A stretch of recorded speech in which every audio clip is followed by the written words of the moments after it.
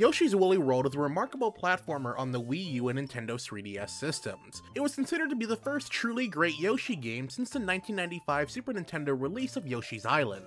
Crafted World not only takes a different direction from Woolly World, but shows what the Unreal Engine 4 can achieve for a first-party Nintendo Switch title, so the question that has to be asked, does it work? As cute and charming as Crafted World's story can be due to its cute writing for Bowser, the story, as per any Yoshi title, is really non-existent.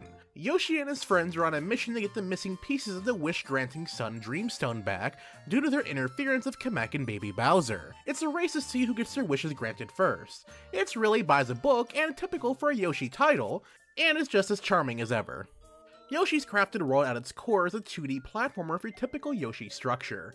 Go through the levels eating enemies to make eggs to throw at objects, or even other enemies. Collect smiley flowers and red coins to get 100% complete on the level, without having less than max HP of course. Crafted World adds 2 new elements to the formula that makes the experience feel new. You can now enhance Yoshi by using costumes as armor to help get through the levels a little bit easier.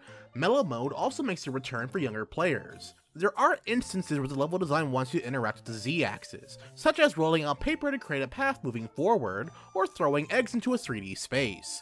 The new layer of level design makes it feel like a callback to Yoshi's story and offers more variety in terms of gameplay. It is also enhanced by the overall aesthetic of the game due to the game being designed like a papercraft diorama. The developers are very liberal in what they could do with the level design, and the game oozes with heart and soul. One specific level which really stood out for me was the very first water level in the game. Well, except it isn't really a water level. The theme is water-based, but there is no water to be found due to the paper world Yoshi is running around in. I mean, come on, water destroys paper. Enemies float around on strings like you're swimming through the water, and one of the obstacles is the pufferfish that blows up and slowly deflates. There aren't a lot of levels in this title, but they do offer great enjoyment the first time around. There are some specific levels involving different vehicles Yoshi rides on, such as Big Mecha Yoshi that punches obstacles out of the way. These other neat distractions are used to spice up the gameplay when necessary, and they're welcomed additions. Unfortunately, Yoshi's Crafted World falters by having a very obtuse completion system. You need smiley flowers to progress through the game, but the game gives you more than enough to do so.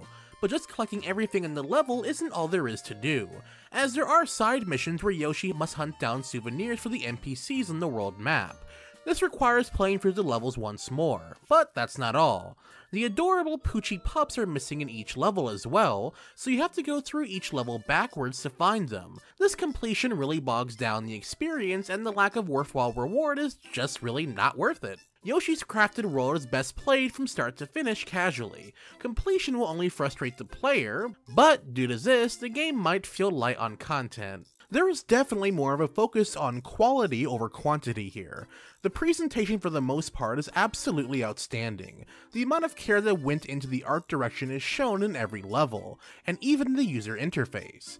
Due to how Unreal Engine 4 is taxing on the Switch hardware, the game in handheld mode is at a sub 720p resolution, but the art style really does help with the blurriness of the experience undocked, though it can still be very noticeable. This blurriness is also a result of the title focusing on high performance experience. The target frame rate is 60 frames per second, which causes the gameplay to feel nice and smooth. The most disappointing area of this game, however, is the soundtrack.